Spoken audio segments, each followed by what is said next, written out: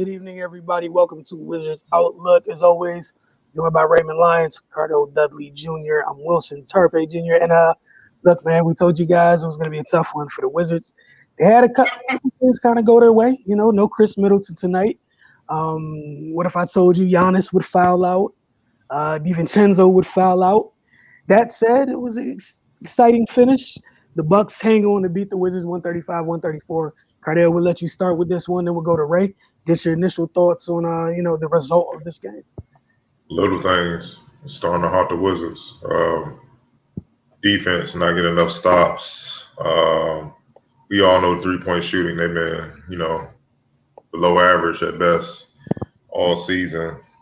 But the defensive stops and not capitalizing on getting to the free throw line, attacking the paint so much is starting to become an issue. And what I mean by that is they may hold a team down for little stretches throughout the game, but it's not nearly enough to just win the game. This was a winnable game. They're wounded. They don't have Chris Middleton. I know you don't have Rui, but still, you on the road. They don't have Chris Middleton, and you're up late in the game, but you can't get the stops needed to stop them from coming back and scoring and sealing the victory.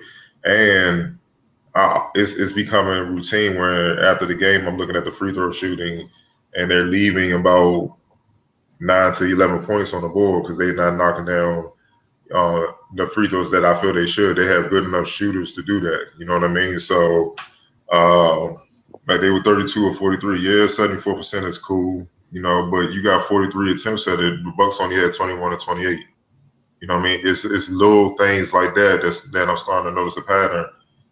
And they have to figure out a way to clean it up. They have to get more stops. They have to get stops more consistently. They have to hit a high number of their free throws. If you get 43, at least hit like 38. You know what I mean? Like give yourself a chance to win the game because if you leaving points on the board, those are in a sense turnovers. Because you get fouled, you go in there, they're stopping the clock, and you're not capitalizing off of it. It's a lost possession. So you just basically give them the ball back. You just delay the game, stop the clock, and basically help them out, giving them a little bit of rest. I know Russ had a monster game. As usual, he's about to break Oscar's record. Well deserved. He's earning it. I know that playing out his mind. Brad Beal had a monster game. He stepped it up, 42 points. So we're not Bertans 13, Gafford 12. But the problem is they can't get stopped. They have 4 starters on the Bucks scoring double figures. We know Giannis was going to do it. We knew Drew. Drew went off. Dante, DiVincenzo, Brook Lopez.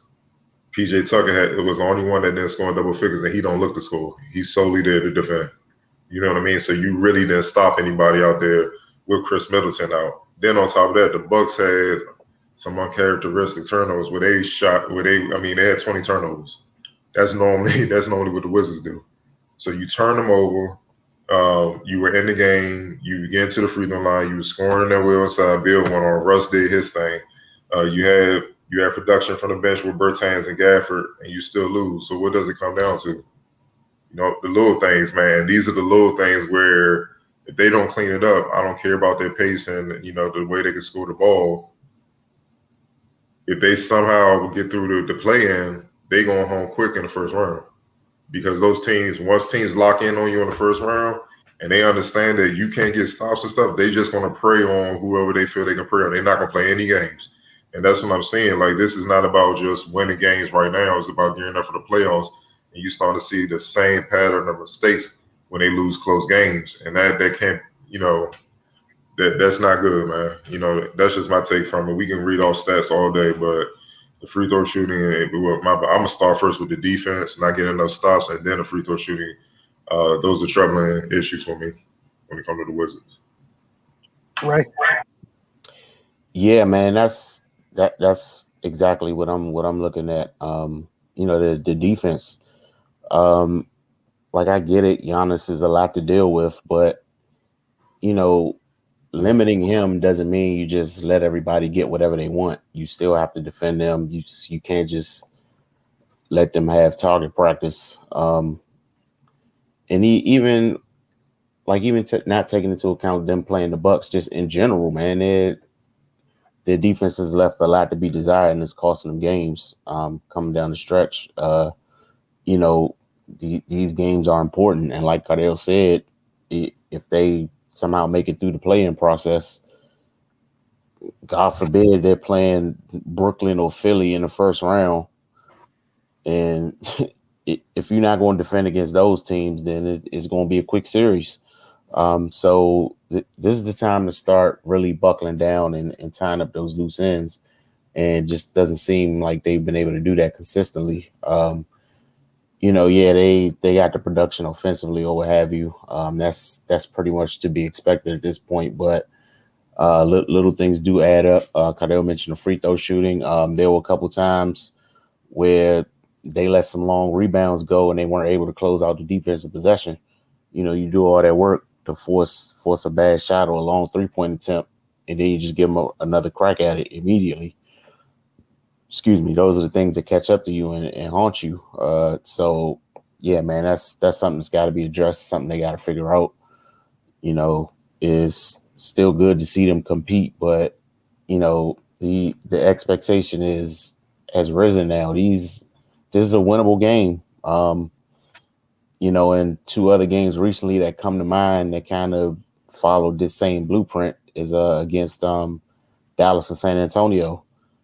Other two winnable games that kind of came down to the Wizards not being able to get stops or making mistakes defensively. So at this point, you just got to get as many games in the W column as you can, and you can't afford to lose on things that are totally within your control. And they're on the road starting a 5-game road trip playing against one of the top teams in the East. This is a win that would make people kind of look at you with a little higher regard. But it is what it is. They weren't able to get it done. Russ and Bill played well. Bertans came in and did his thing. Daniel Gafford, he continued to make his presence felt.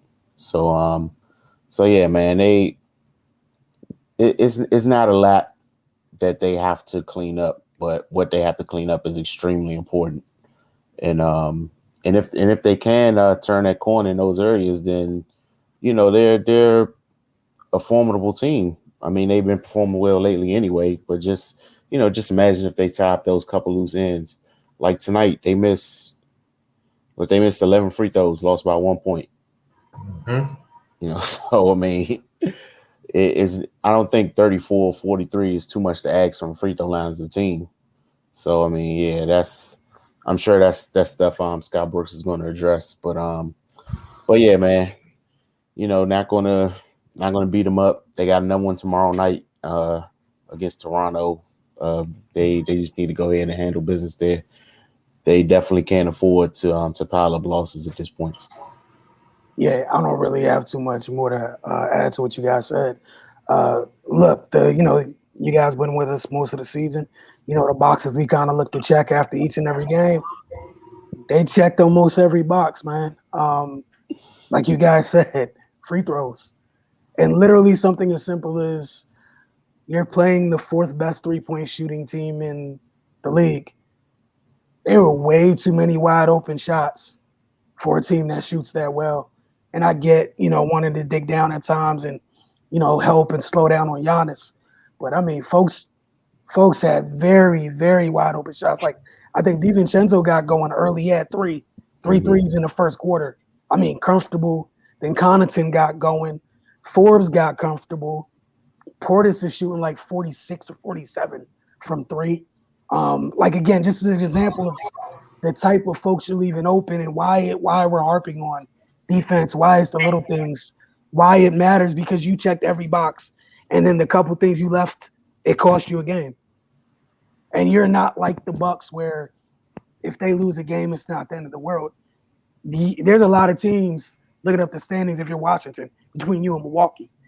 And if you want to ask for a prime opportunity, again, this was a heck of an opportunity here, and it's lost for those things. And like you guys mentioned, they've been getting wins lately. We know what they've done. But the losses, like Cardell mentioned, Ray, you as well, it's a trend. Like there's things that are happening. What happened in, what was it, Dorian Finney-Smith got comfortable in the Dallas game. He was one of several, teams where the others are just comfortable. And then, late he he delivers the dagger. It catches up to you. So this game's done. They don't got a lot of time to get over it. They got the Raptors tomorrow night, and I would suggest how the Raptors been acting as of late. You buckle down and take care of business and check those boxes, do the little things. And again, the things that you're not doing are things you can control. And you lost by 1 and you've missed 10 plus free throws. I mean, but now you push all those wins you got in April. Like this loss hurts, man, because now y'all beat the hell out the Pacers. They struggling, but they're gonna be motivated tomorrow. I just seen a coach now. I seen Greg Foster about to get at one of his players, like about to fight. Like that's where they at. You know what I mean? So you gotta. But tomorrow you gotta handle business against the Raptors. They're 3 games behind you. They playing well, so they're gonna be in desperation mode trying to get that W. Then you gonna have the Pacers again. Y'all beat them by like 60, so they're gonna be pissed. They're gonna be motivated. Then you got the Hawks back to back. So if you don't clean this up, this is why I'm not one of those people that kind of like, all right, we'll get to a shortcut. You let stuff slide and stuff like that because it becomes a habit. And just like you build good habits, bad habits are the same, and they're hard to break. You feel what I'm saying? Your defense has been up and down all season long. Now when you need it most, you can't call on it because you don't even know where to begin. You see what I'm saying? The trust is not there with your own team. You don't trust guys to be where they need to be. So you overcompensate, you overhelp. Even Gafford said a couple games ago, post game, he said our issue is we overhelp. Well, you overhelp because it's a lack of trust that the next man gonna rotate, be where he need to be. You see what I'm saying? Teams see that and they're picking that apart. So in the next 3 or 4 games, if they are all losses, they're out of the play-in, and then the whole month of April, the run y'all went on means nothing. And this why these last couple L's, it stings. You know what I mean? So y'all got to figure it out, man, because the Raptors still they've struggled this year and whatnot, but man, look, they still got key dudes that helped them win the championship not too long ago, just a couple years back. So you got to take them serious. Like I said, the Pacers going to be on one. And then the Hawks, they got as much firepower as you, but they got young boys that can defend. So, hey, man. Hey, look, you better not come out here the next couple nights leaving the Van Vliets and the Youngs and the Hoarders and all them folks open from overhelping. Like, this is going to be the story of May. Leaving, like, overhelping and letting people just shoot the cover off the ball and send you home. Again, like the Herculean efforts from your backcourt down the drain because y'all don't trust each other defensively. You letting Pat Connaughton. And they're not exempt. No, let's call it like it is. They're not exempt. Right. How many times have we seen Bill? You supposed to see man and ball. Sometimes you just see Bill focus on his man, and dude's just going right back, and he looking like, what's going on? Or he'd be on his man, and a guy gets past somebody. Let's say they get past Alex Len at the top of the key, and he'll just zoom in on this guy driving, and totally leave his man. And the guy sees Bill so focused on him, so he'll just slide down to the corner. And when he make the pass, Bill's still thinking he's right in the same spot, and he has they have the same lapses too, and Bill has admitted it throughout the season. But now it shows more because these games mean something, and that's why with the play-in, I know a lot of people don't like it, but what it does, it makes the entire league have to play. See, now guys will be resting and stuff. We already got the seeds set up, and we good. We in the playoffs and stuff. But you can't do that with the play-in because if you lose a few games, you could be in that play-in spot. You know what I mean? And then well, people don't know the play-in spot. The teams that are in the top 6, they get a week off. That's gonna be valuable. Everybody want that week off. So if you're not handling business and you fall down, now you don't have that week off. Now you gotta play for your survival just to get in the playoffs, play extra games, and see what happening. When you was already up there chilling. So you can't do this little low management stuff. It comes back to bite you. That's why I think the league is gonna keep it. Like for perfect example, what was it? 2 days ago, we saw what the Raptors did to the Lakers. Mhm. 6. Like they're in danger of having they fall out they fall down one spot. They end up in a place they don't want to be. Like to Cardell's point, and again, you've had all the stuff that's went on this season, regardless of whatever. You had a great last month. You had an opportunity to control your destiny to a degree down the stretch. All that stuff's about to not matter. Like all of it's about to be cool story, bro. That's it. Let me see who the Raptors at. So they play the Wizards tomorrow. They got the Grizzlies. That's gonna be tough. They got the Clippers. Then they got the Bulls. Then they got the Mavs. And then they got the Pacers. So pretty much the same type of schedule the Wizards have. And they only 3 games back. So yeah. Oh man. So let's put it like this: you can't afford to do anything less than 500 over the next 4 games. Yeah, pretty much.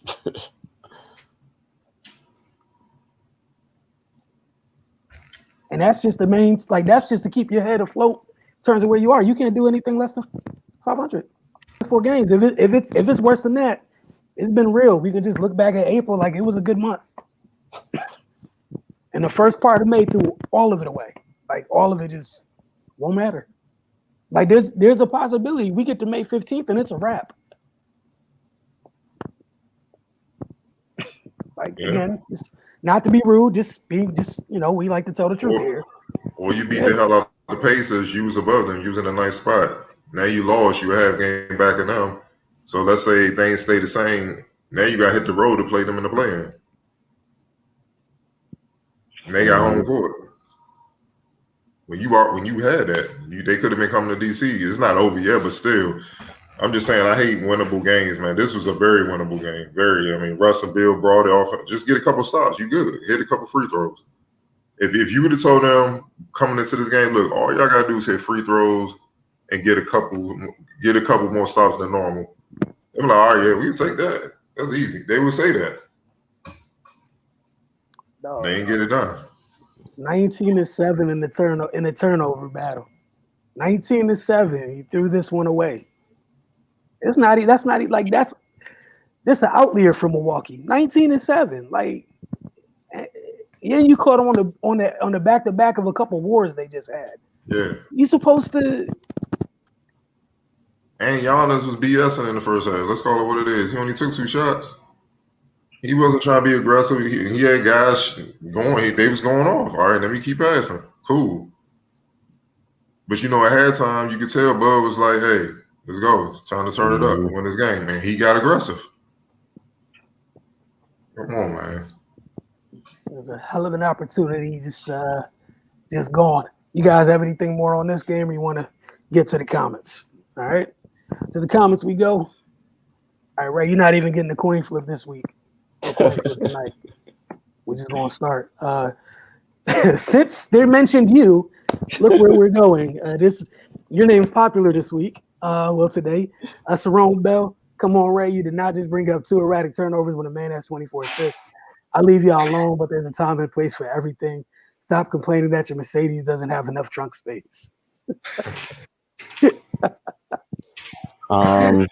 Yeah, I mean, I brought up the 2 turnovers because they happened. I mean, I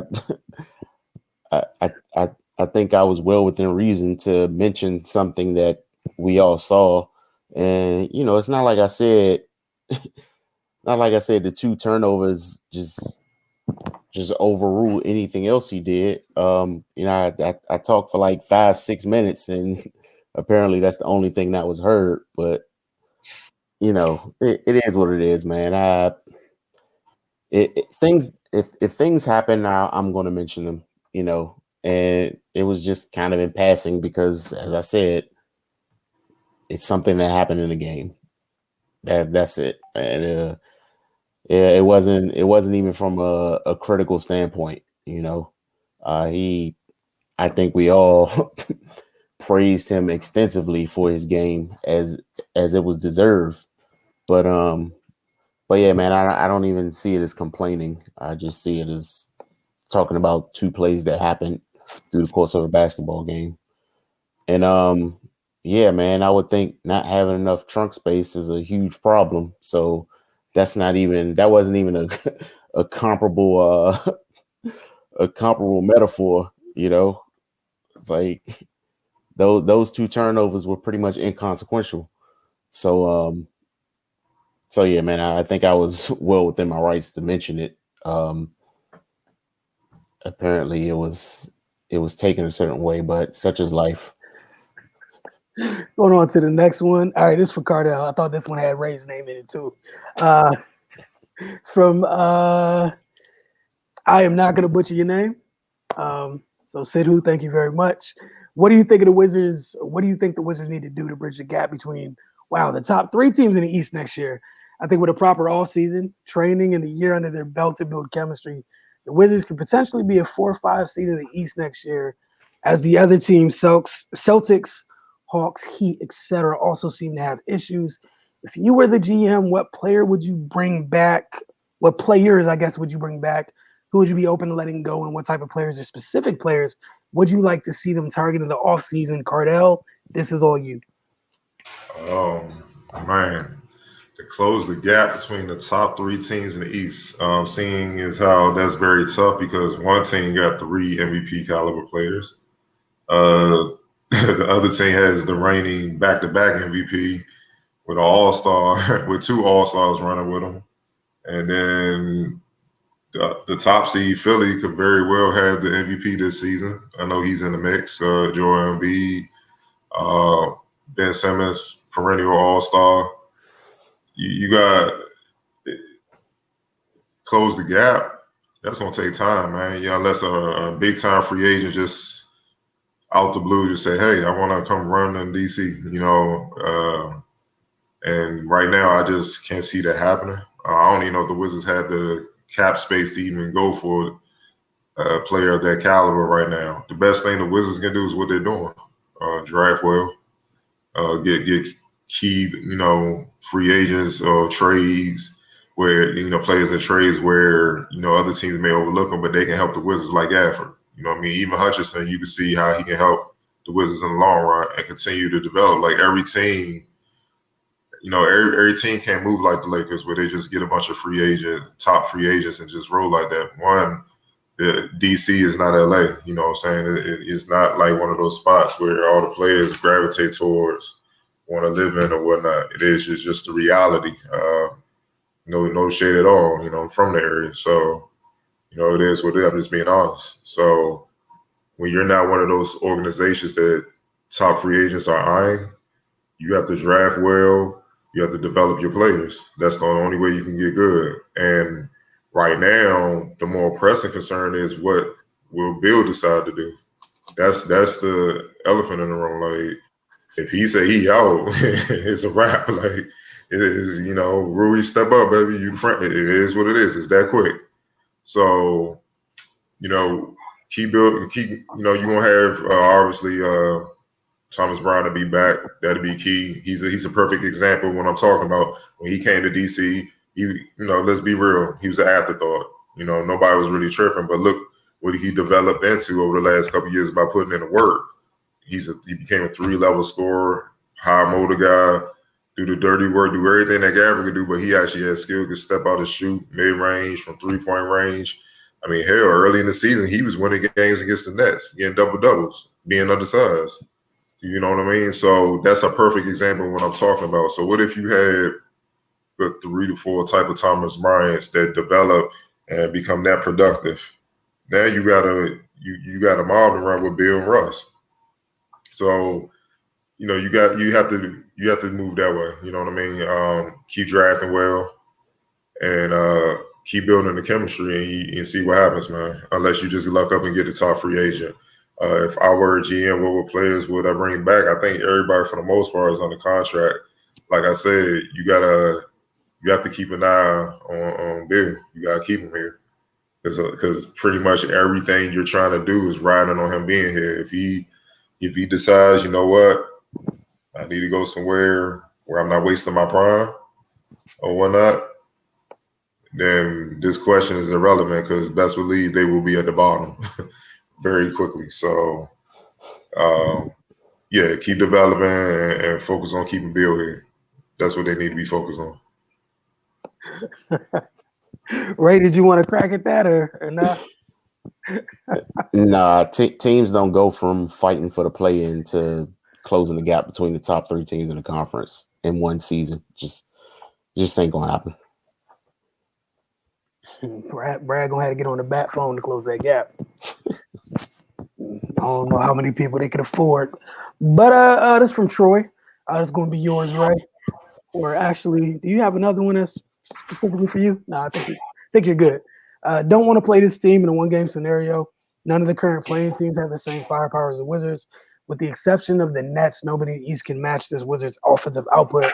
But come playoff time, defensive rebounding is what will or won't carry this team. Another good show. Thank you guys. Salute. Well, the Pacers, they average 114 points a game. The Wizards average 116. They were right there. It's not far, and they just beat them by 60. But the Indiana Pacers had a lot of key players out there, so y'all keep forgetting. Michael Brogdon didn't play. It was a lot of guys. Miles Turner didn't play. See what I'm saying? So they did what they had to do. They smacked them around like they should. But Sabonis and LeVert still did their thing. It's just the rest of the guys wasn't, really up to par. But no, that's false to say that none of them had that firepower because the Pacers are averaging 114. Now, Charlotte and Miami may not average as much, but what do they do better than the Wizards? They strap. They play defense. So that scoring will come down. So now if the scoring come down by a good 7 to 8 points, your average is the same as theirs. I think they like those odds. That's why they have a better record. So, hey, man. Look, I understand they had a good month, but people got to stop being emotional and keep things in proper perspective, man.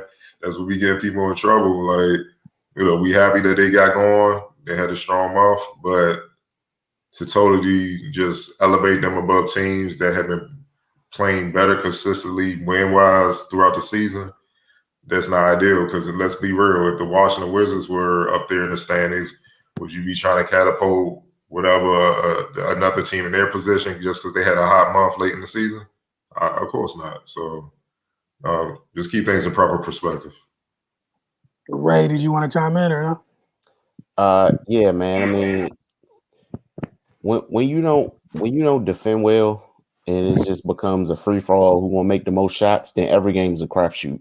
So I think that Washington should be just as worried as a one-game scenario as anybody else because I mean they really leave it up to chance, honestly, because they don't strap teams up, and then like Cardell said, if they're playing teams that consistently play defense, then they're going to be held down and they're not going to be able to stop them. So I mean like you said, man, let's keep things in perspective. They definitely had a good month, and they're in the midst of playing well right now. But we can't let that overshadow. We can't let this small sample size kind of just negate everything else that's happened throughout the course of the season. All right, on to the next one. I think this is yours, Ray. For William Cabeto. Keep doing the good work, guys. You guys always keep it real and speak facts. I'm not even a Wizards fan, but I'm watching you guys on the regular. Oh man, yeah, it's always good to see things like this. We definitely appreciate the people watching. Definitely appreciate when you agree and when you don't agree. I mean, it is what it is. Everybody not gonna like everything we say, but yeah, man, keep watching. Keep commenting, and we're gonna keep doing what we do. Cardell, here you go. So based on everything, this is from 809 Mornell. So based on everything that was discussed at the end of the video, would you guys disagree? Lord, here we go. Would you guys disagree that this current generation of star players are more skilled offensively overall compared to the 90s and early 2000s talent? Obviously, the multitude of rule changes help free up the offense, making it less physical. I'm primarily focusing on the skill-wise portion of the game because the players of this current generation seem to be much more advanced. My question is, what are they much more advanced at? Shooting deeper threes? That's much more advanced. Guys can handle the ball back then. Guys can pass. I mean, I think I even read somewhere a couple of weeks ago that guys didn't run pick and roll offense back in the day, and I'm like, I know a team that literally did it their whole damn career and got to the Hall of Fame off of it. Masters it, the best at it, best ever at it. Um, yeah, and then when you say skill, are you talking about just offensively skill? You talking about all around skill? Because defensively, the league is as bad as it's ever been. And it ain't because the guys are so much more skilled. Guys really just don't even understand fundamental principles on how to defend. It's sad. I'm seeing dudes close out standing up. I'm seeing guys try to defend, don't even get down low. Guys don't even understand how to see man and ball. Guys don't dig down. Guys don't even know how to rotate properly. Like it's consistent throughout the league. Like the Mystics just had their preseason debut. First thing I noticed, I was like, man, these ladies hitting out here. It's dumb physical. It was very physical. And I'm like, nah, the NBA is just soft. That's what I'm used to. I'm used to watching the NBA the last few months. I forgot about it. I forgot how physical basketball is truly played, real defense. I mean, the ladies were fighting over screens and knocking the hell out the screener. You know what I mean? Knocking them down because they trying to fight over the screen. How many times have you seen guys come and don't even set the screen? They just come and just automatically either pop out or slip to the basket. I mean, little things like that is a skill. It's effort plays. It's a lot that go into being more skilled. Just because guys are hitting threes deeper or at least attempting them deeper than they ever had before, that don't mean they're more skilled. And when they do put in rules, the freedom of movement rule, which handicaps defenders but elevates offenses and offensive players, that's by design for them to look more skilled and stuff like that. Because I guarantee you, if you really just let guys play and let guys really just get up in them, they won't be looking as skilled as they was. Because guess what? When somebody's up in you, you can't play with them. You got to be very decisive in your movements and what you're trying to do because they're up in you. You know what I'm saying? And you just dribbling around all day trying to get this dude up off you and stuff is going to fatigue you. Guys around you going to get fed up. They're not going to want to play no more. They're going to get pissed off because you just hot dogging it. You know what I'm saying? Like, if you make a couple moves and you ain't got this dude up out your face, pass the ball back out, dog. You see what I'm saying? It's simple basketball. So, no, I've seen guys going all the way to the ABA or even back to the 60s that could do what these guys are doing. Like, I know last week, not earlier this week, LaMelo Ball did an underhand pass, and I'm reading the tweets and comments. They're like, "That's the best pass I ever seen. I've never seen nothing like that before." And I just shake my head, and I'm just literally, I posted that like a month ago with Pistol Pete doing it, talking about how disrespectful, and he did that in the '70s. Like, listen, just because players today are maybe the most skilled that you have ever seen, don't mean they're more skilled than players with prior. See, that's the thing. When people say the best or most skilled I have ever seen, well, what have you seen? That's my next question. Because if your basketball history stops at 2003, when certain players enter the league, then you don't know what you're talking about. You're just talking. You know what I mean? You gotta do your do your homework, do your research, study the history of the game, and don't just study highlights. Actually, take some time. You got YouTube; they got full games up there. You can go all the way back. Hell, watch a full game of George Mikan. You might be like, "Oh man, that dude was a bum and all that," but at least you know what he was able to do. You see what I'm saying? Go back and study all that. Then we can really have this conversation. But no, it's nothing being done now that wasn't done before with more resistance. People can miss me with that. Man, what's it called? And just my little 2 cents. Like, it's fun watching baby Sabonis out here doing what he's doing. He Don't ain't knock on close. him. He He's ain't not a nowhere tenth close of to his his pops. pops. Nowhere Yeah. near Nowhere him. close to that. And I'm not trying to be mean, but he's not a tenth of his pops. Like, No, pops had some stuff with him that was different. not at all. So again, just for an example where, I think one of the things in this area that I think that fools people is the more stuff people do, people are like, oh, it's more skilled. Now, to me, if you could get someone out your way 5 steps earlier, that's still skilled. It just didn't take as long. You're probably more skilled if it doesn't take that long. So I think we just get too amped up with some of the highlights. I'm not saying you per se, but just what's been going on is like, I think, like, what's it called? Tatum put somebody Tatum had somebody, on a string, I think last night. He had a big on him and he was going to work. And there's nothing wrong with it. It was a nice move. It's cool. But again, like, it's a big. It shouldn't even take that long to. It's a big. Like, it's a big, sir. You're a professional scorer. We don't need a cha-cha slide with a big 3 times over. It's done already. And that's all it really comes down to. And like Cardell mentioned, even like you mentioned in the post, the freedom of movement changed so much, it kind of warps a lot of stuff for people. Because again, when somebody got a hand on your waist or on your lower back, it can control where you're going, you ain't got time to play. You ain't got time to play at all. So now, like, I would say, like, go back, watch some older players. And now that question that you have about skill, now imagine them without getting clothesline coming down the lane, without Hall of Fame centers down there waiting for them, in a world where, when small forwards get old, they just move to the 4 and 5. Because that's what happens now. And you come in the league, you're young, you're 6'8", everything's, you're 6'8", you're 3, everything's great, you're athletic. You get older, you're small ball 4, or small ball 5 sometimes in pitches. It's a different league, and the freedom movements got a lot to do with it, man. And real quick, it applies to football too. NFL, you can't decapitate dudes no more. You can't really hit them like that no more. Wide receivers more confident than ever going across the middle. Where when we grew up, dudes made business decisions for real. Dudes made a lot of business decisions because that could be your career. That could be it for you. You know what I mean? When you and they knew that. See, when you got that in your mind, especially when you playing against the Ronnie Lotts and Steve Atwaters and all those guys, look, the numbers ain't gonna look the same because you know better. You know what I mean? Like, you know better than to go across the middle. Now you go across the middle, DB gotta go right for your legs, just wrap you up and stuff. It's no fear. That's what I mean. The resistance is not the same. And a lot of players don't like hearing that because I get it. It's often, but the older dudes are really telling the truth. Put them in the same level, have the same level of resistance for them that we had, then let's see. And if they can handle that, respect to them. Now, don't get me wrong. There's certain guys that no matter what, they're going to do their thing.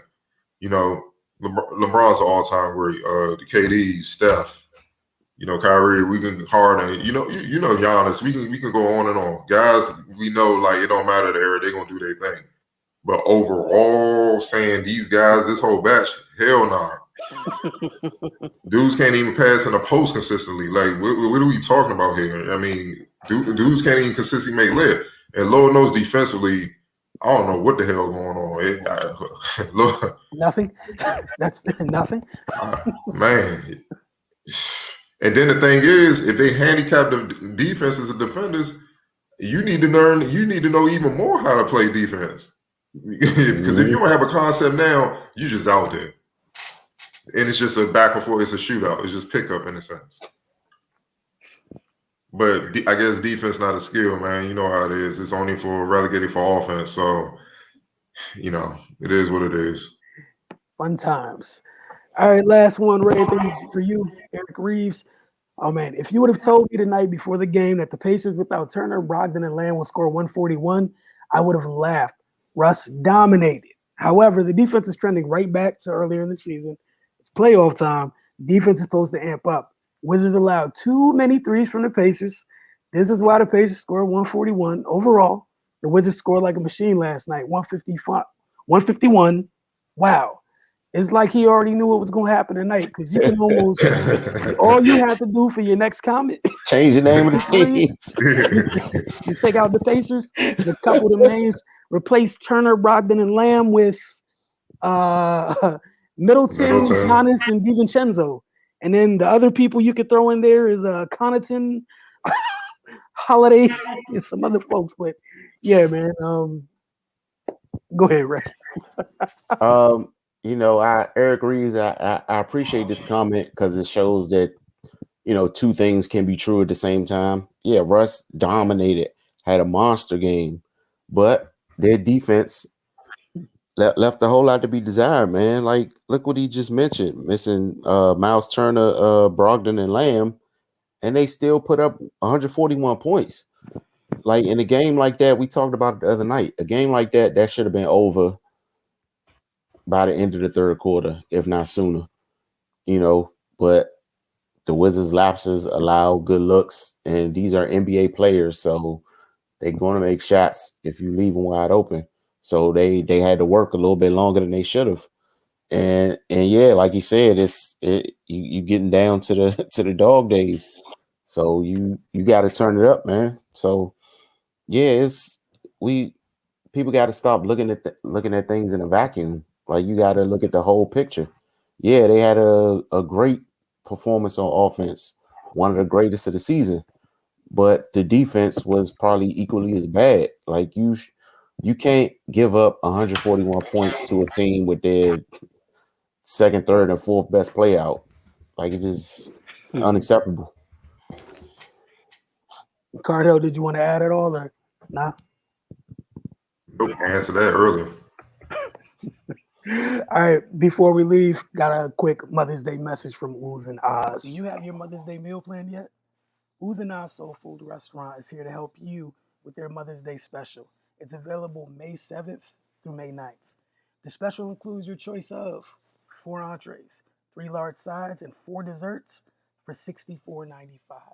It's available at both the U Street and Georgia Avenue locations. If you order from the Georgia Avenue location, you can add 2 cocktails or 4 beers for $74.95. Order online now to schedule your pickup. Available Friday through Sunday. To order online or get the address for both locations, head to oozeandoz.com. That's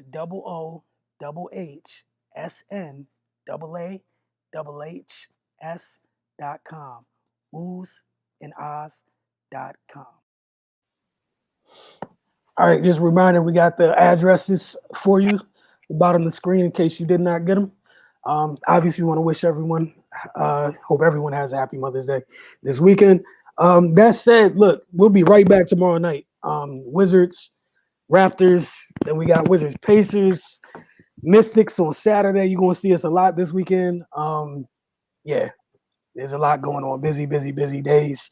And for those that are still up tonight, give us 5 minutes or so. We're gonna come back, get off the first episode of Mystics Outlook for this WNBA season, and we're gonna pepper Cardell with questions about what happened in the preseason game tonight. That if you weren't there, that's all you can do is just wonder and look at box scores and I don't know, imagine what happened and search the internet and hopefully come up with something. But thank you as always for watching tonight. Look forward to your comments for tomorrow. We'll see you guys.